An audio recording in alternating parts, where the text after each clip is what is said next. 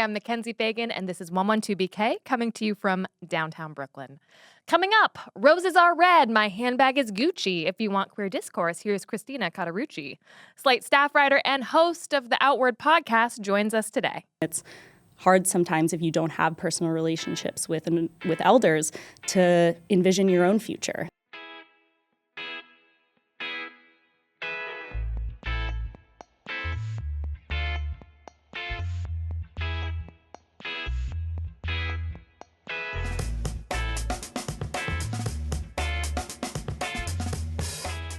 We talk a lot about the power of representation on this show, about how it's important to see people who look like you, sound like you, and think like you.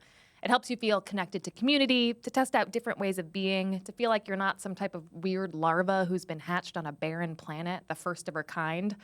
White people, straight people, cis man people get to see themselves represented in the media all the time. And they likely have strong intergenerational relationships with other straight white men. But if you're queer, it's harder. Not only are there limited examples of LGBT people in film and TV, but those intergenerational relationships are more difficult to come by. For one, many gay people of a certain generation live deeply closeted lives, often carrying their secret to the grave. Add to that the devastation of AIDS in the 80s and 90s, that most people don't have a gay parent or grandparent, and perhaps most awfully that trans women of color are much less likely to make it to an advanced age than the general population. As a staff writer for Slate, our next guest set out to record some of these histories before they were lost to time. Christina Cauterucci, welcome to 112BK. Thank you. Thanks for having me. So this is a really fun little series that you have written where you get to interview LGBT people who we might call elders. Mm-hmm. What was the idea for doing this series? So at Slate, we have a series called Interview with an Old Person, where one of our writers, oftentimes me, finds somebody over the age of 80 and asks them a series of pretty boilerplate questions that can sort of be adapted based on where the story goes. If you've ever talked to someone over 80, you know that oftentimes they have a lot of stories they want to tell. So for Pride Month and in honor of the 50th anniversary of the Stonewall Uprising, we decided to focus on LGBTQ people. And the stories that we've gotten have been some of the most fun to record of my time doing this series. How many people did you interview for the series? I interviewed 4. We have another one publishing today. I've published 3 so far. The first was a trans woman who's in her mid-80s. We interviewed a man who was at the Stonewall Uprising as a young gay man in New York. He's 70. And yesterday I published one, a lesbian who used to be a nun. She lives in Marin County. And she was a lot of fun to talk to, and I actually think the interview was almost more impactful for her than it was for, any of the readers. She grew over the course of the interview, and She was somebody who didn't really hadn't been out to many people in her life, and so was very reticent at first to talk about personal details. But once she got talking about young queer people and young trans people today and how important it is that they feel welcomed into the community, she said, I'm feeling like this is my moment. I need to be out. I need to talk about my life so that other people can feel more comfortable coming forward with their own stories. That's amazing. I feel often that I wish that I had stronger connections to LGBT elders, but do you feel like it cuts both ways? Like this woman who you interviewed, did you sense that she wanted to be more connected to young queer people? 100%. In fact, after the interview was over, she asked me to turn off the recorder and then started asking me the same questions that I had asked her, like, when did you first know you were gay? And, what did you first wear when you wanted to go out and be seen? Or, what was your social life like?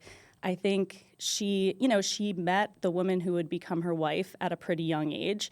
Then she was in the convent for several years. So she didn't have a lot of opportunities to, create a wide network of queer friends. And she has a lot of gay friends now, but I don't think she feels very connected to queer communities. She hasn't been to Pride in many years. She says she's going to San Francisco Pride this year for the first time in many years, but that conversation between people of very different generations and, we had very different experiences growing up was pretty profound for both of us. And we had some similarities, too. We both grew up Catholic, so had similar experiences trying to reconcile our identities with what our parents felt.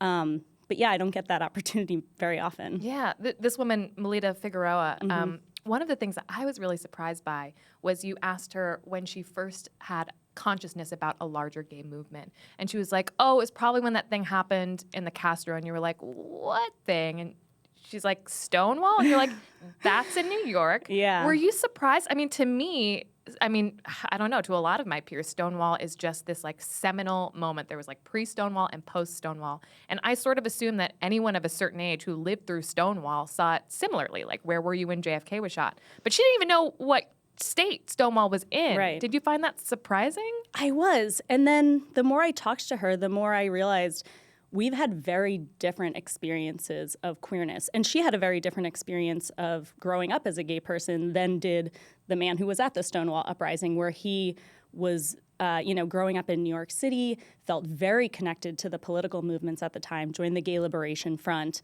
was sort of radicalized at a protest where he, connected with other people who felt like this is not just me, this is an identity, and it's also a political movement.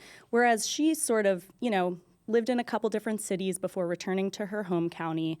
And I think that her experience of queerness was a lot more private. She wasn't out to a lot of people, not out at work, not out to her family ever, even though everyone sort of knew, like, oh, this woman who you've been living with for 25 years, your friend, is probably something more. But for her, it was more about personal connections and personal relationships and less about a political movement or political identity. Another theme that emerges from these interviews, 2 out of the 3 either entered or contemplated entering a religious order.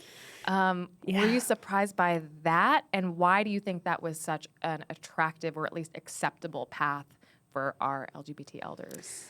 Both of the people who I talked to who either considered entering or did enter a religious order said they thought it would help them suppress the desires that they were having, either in the case of Melita, her desire to be with a woman, and in the case of Barbara Satin, the trans woman I interviewed, her desire to live as a woman. And I think that there's something attractive about the discipline that a religious order gives you. And, if you're forbidden from acting on any of these taboo desires you're feeling, there's no risk of actually acting on them. Both of them ended up deciding that that wasn't worth it. And I'm so glad that they did have the opportunity to explore their full selves. But it's actually a story I've heard a couple times from other LGBT elders who I've had the privilege of meeting in my life, that especially if you grow up religious, this is something you might end up considering when you don't see a path for yourself in traditional marriage. Right. Maybe I'm not going to marry a man and this is an acceptable outlet for me to become a nun. But I loved your follow-up question, which was like, wait, you thought by living in a convent with a bunch of other women that like, this little thing would go away? That actually seems like the perfect opportunity to explore your lesbian desires. But I also loved Barbara Satin's comment about how the black cassock was just like a little drab for her taste. Right. I loved her. And she, chose the name Barbara Satin, and she said, satin is the fabric of my life. That it was the first fabric she felt attracted to and made her feel like herself. And I just picture somebody like her dressing in, a priest's uniform. And I'm so glad that she didn't. Clothing and fashion is sort of another thread through these interviews. You make sure to ask every person, what did you wear when you wanted to feel yourself, or when you wanted to, go out and be attractive to people that you were attracted to? You yourself have incredible style as well. Why did you feel like that was an important facet to delve into? First of all, it was just a way for me to try to resurface some of these memories that they might have, because I think clothing and presentation can be really evocative points of entry for people thinking about their identities. Part of it was because I wanted to know how queer people found each other back then. Like, how did you know someone was a lesbian back then? Like, presentation and sort of flagging and the way people find communities, especially in an era where coming on to somebody who's not gay could be incredibly risky. Yeah. I wanted to know, how they found each other, and also when were they able to feel like themselves, not for everybody, but for a lot of people. I mean, and no matter where you land on the gender spectrum, I think when you come out to yourself, in your own queerness or your own identity, the way you present to others sometimes changes too. How did people find each other? What were the queer spaces like, and how are they different from the queer spaces of today? So Barbara Satin, who came out as a trans woman in Minneapolis, talked to me about hundreds of trans people meeting in the basement of a gay bar. She loves Minnesota, has lived in Minnesota her whole life, and in fact taught me that Minnesota had some of the first trans rights protections and some of the first lesbian and gay protections in the country. But the idea of hundreds of trans people meeting in the basement of a gay bar today seems unthinkable to me. Hundreds of almost anybody, any queer person meeting in a place that's not like a warehouse party seems unthinkable. That's what the internet's for. Right, Yeah. exactly. And it's funny because I really wanted to ask people, like, is there anything that you miss? I didn't want there to just be, and my editor, this was really important to him too. He's a gay man, and he's like, I don't want it to feel like there's just this linear sense of progress. We're like, well, now we have a bunch of rights, so everything is better. There are also some things that people miss about the way they met and organized back in the day. And I think the necessity, the sort of solidarity built out of necessity that those spaces created was pretty important for people back then. There were also a lot more lesbian bars back then than there are now. Right. Listening to Melita talk about the sort of bevy of lesbian bars in Chicago and in Indiana made me feel really wistful because in DC, until recently we didn't have a lesbian bar. Same as in San Francisco up until Which late is last crazy. year. 0 for like 5 years. Yeah. So there's a part of me that hopes we can learn from the good that these people remember. Not all of the reasons for needing to have a safe space like that were good, but I think that there's still a lot of good that can come from those designated brick and mortar places for gathering. Mm-hmm. And she also talked about the fact that it's much harder now for young people to get that sort of intergenerational knowledge sharing that was essential to their survival in earlier days and may still be now, but a lot of the older people who hold some of that knowledge aren't on the internet and aren't engaging in the same spaces that young people are. So I think for all the good that the internet has brought in terms of, queer people in rural spaces being able to find community, it does make it a little bit harder for people to realize the value in in-person gatherings. This touches on an incendiary and juicy article that came out in BuzzFeed recently by Shannon Keating, about the lesbian cruise. And it's a mighty tome. It's like a 6,000 word piece, and it's a personal essay. But she goes on an Olivia cruise, which is a cruise line for lesbians that was very popular in the 90s, I guess, and early aughts, and has gotten a little bit out of fashion, as has cruising in general. But it touches on some of these dynamics of wanting intergenerational LGBT friendships and relationships and sexual relationships, but also there being a fear and tension about discovering that an older generation of lesbians are turfy. Yeah. And I think that's perhaps, I think it is unfair to paint an entire generation as being trans exclusionary. When you talked about notions of gender or non-binariness or gender fluidity, how is that received by the people that you interviewed? All the people who I talked to were, I wouldn't say surprised me, because I also don't like to paint older generations with a broad brush, but they were all a lot more excited and open to talking about that kind of stuff than maybe I expected. I think because for a lot of people, even if they don't always know all the right words to say, they're excited to see young people embracing their identities. And honestly, I think for some older lesbians in particular who weren't involved in a lot of political organizing and lesbian separatism and stuff, the idea of accepting trans people into the movement and accepting that, trans women are women and that kind of thing isn't as radical and doesn't necessarily invalidate their identity in the way that a lot of TERFs claim that it does, or that non-binary people are creating some, rift in the lesbian movement. And I think there are a lot of people out there who are trying to create that sort of narrative of, yes, lesbian history, but also a history of queer people who don't identify as women, but who would also fit into that sort of broader community. That's the challenge that we face as modern queer people trying to, chart the future of the movement. Was there anything that you personally, as a queer identified person, were hoping to get out of these interviews with people in their 70s and 80s? I want to think about my own future and think about how I can grow old. As you said at the beginning, it's a unique challenge as a queer person. Queerness is not necessarily something you inherit from your parents or from your relatives, and it's hard sometimes if you don't have personal relationships with elders to envision your own future. That's part of what's exciting about it. You get to create your own map for what your future and what your communities and families are going to look like.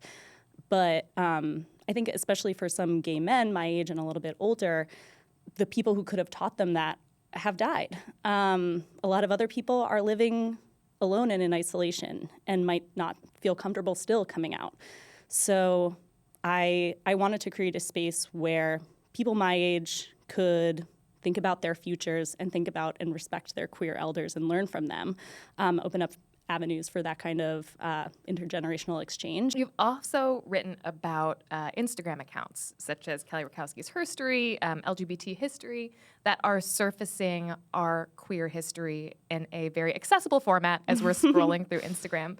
Talk to me about why these accounts are both so delightful and important. I love seeing my queer friends next to older pictures of queer people on Instagram. It's actually totally revolutionized the way that I think about my own place in queer history. And a lot of the pictures are from protests and demonstrations and confrontations. And I love reminding myself of the militance and radical politics of the queer ancestors who gave me the rights that I am enjoying and still fighting for today. But I especially love the pictures of queer people just hanging out, people who might not be named by the Instagram account or, might not have ever been involved in political activism, but who, like me and other people of my generation, feel compelled to find other people like them and to find deep bonds of kinship with other people like them. And I actually found connections to my own life from the Herstory Instagram account. I wrote about this in the piece.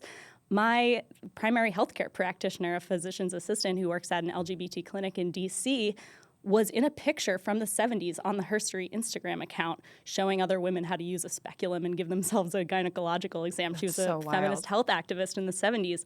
I had no idea. I knew she had worked at the clinic for a while, but this gave me a reason when I went in for my checkup to talk to her, show her the picture and talk to her about it. And it, ever since then, I've sort of been looking for queer history everywhere because it is everywhere. And it's often locked up in archives, which are often technically publicly accessible, but hard to access or, take a lot of time to access. And this is so easy. And I'm just so excited for the potential of people confronting these histories in the easiest place where they could possibly find them. If you were to conduct your own research project on somebody who perhaps has been forgotten by history or mostly forgotten by history, is there someone who's, I don't know, who has your curiosity piqued? So the one of the reasons why the Herstory Instagram account got so famous is because they resurfaced a photograph of a woman wearing the shirt, "The future is female." Right. And then, a feminist and queer outfitter started printing the shirts. All these celebrities started wearing it. Hillary Clinton started using it. Cara Delevingne ripped it off. Oh, yeah. Whole thing. There was a whole drama about it. While researching this article that I wrote, and a lot of other people have done this too, sort of looked into the history of that shirt and the lesbian bookstore that started printing those shirts. And I would love to know more about the people who worked there and the people who visited that bookstore. I think this was in the 70s. Lesbian bookstores are a thing that have disappeared in a lot of major cities. I visited one recently in Provincetown that has been around since the 70s, and it was like stepping into a portal in some ways. And I would love to actually be able to step into a portal and visit a bookstore like that and hear the sorts of conversations that people were having about political organizing and what their identities meant and how they fit into the larger gay movement, if at all. I wish that I could be like a fly on the wall in a place like that in the 70s and 80s. I'm curious about if any of these pioneering gay and lesbian and trans elders who you talked to, did it come up at all how they view sort of our generation and people younger than us? Because often I think about, the militancy, the protests, people who literally put their bodies on the line so that we can enjoy the freedoms that we have today. And I'm like, do they think that we're terribly superficial? Or are they just sort of happy for us? Is there a prevailing attitude towards younger generations? Every person that I interviewed had a little bit of a different take on it. I think I wouldn't say anybody said, they're taking it all for granted and everyone's so silly. But I think in general, people felt so gratified to see, younger people feeling safe to come out, people charting their own courses in gender and sexuality, but also recognizing, every single one of them recognized that the fight is far from over. And nobody felt, the way I think a lot of people feared some would feel when marriage equality became the law of the land, which is like, all right, cool, all that's done. All yeah, set. Equal now. The man that I talked to, Jeremiah Newton, who was president at Stonewall, he did talk a little bit about, what might the future look like in 100 years. He thinks in 100 years, everybody will feel fine with any, sexuality or expression of gender. Gosh, I hope so. He thinks more people will be not gay and lesbian, but, somewhere, queer or bisexual or another pansexual or a type of sexuality that hasn't been invented yet. So, yeah, I think that there's a lot less, if my few interviews are any indication, there's a lot less separating us from them than I even thought going in. As we mentioned, it's hard to find icons of an advanced age who are LGBT. And I think about this especially in terms of style and maybe gender presentation as well. Are there any older LGBT icons who you look to, I don't know, personally, as a way to age gracefully but in keeping with your own, I don't know, personal style and gender presentation? I don't know if that question makes sense, but it does make sense. I'm trying to think if there are any old people that I look to. I definitely love looking at queer celebrities and spend a lot of time looking at queer celebrities. Your eyebrows show that is true. One of my style icons is Sarah Paulson, who's not old. She's older than me, but she's not old. And she's an incredible queer woman who loves a puff sleeve, which I also love a puff sleeve. Right. But in looking at a lot of these photos, I have gotten some haircut inspiration. People were just really charting new territory when it came to haircuts in the 80s and 90s. And I might just take an old picture the next time I go to the hair salon in tribute to my elders. What are you thinking? I love a mullet. I've never had the guts to go for a mullet, but I've seen so many incredible queer women rocking mullets in the 80s and 90s that I think it might be time for me to embrace that tradition. I think they're very on trend. Yeah, they are. We sort of have the same hair right now. I know. Let's resurface the mullet. Okay, it's a deal. Great. We'll book appointments. Another thing that I talked to this older lesbian about was about butch and femme roles and how she very much rejected them, as does one of my coworkers who's a couple decades older than me. Whenever I talk about butchness and femness, because it's something that me and my friends talk about a lot, or in general, gender presentation, she's like, I get hives even hearing people talk about that because I came up in an era where we were very anti-role and felt like these roles were sort of perpetuating heteronormativity. Sure, and internalized toxic patriarchy. Power complexes, yeah. And I think a lot of the people today who I know who identify as butch or femme very much reject those, butchness or femness as prescriptive roles and more as a way to subvert those prescriptive roles. Right. Yeah, that was super interesting in that article or the interview with Melita because she positioned the butch femme dynamic in opposition to feeling equal with her partner. She was like, no, we don't do that. We feel like we're equals. And I was like, oh, that's a different read from one that I have. And I think that was a very common perception at the time.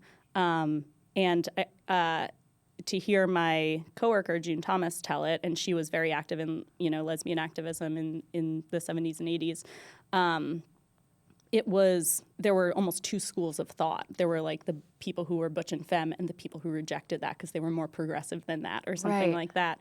So yeah, I would like to read more about sort of how we got from point A to point B. Here's a question. My friends and I do something called Secret Butch, Secret Femme, which is if your gender presentation is more butch, like what's your secret femme? Like I'm really good at sewing, or my girlfriend's is that she's the little spoon. So what's my secret butch? What's your secret butch? I kill all the bugs in my house.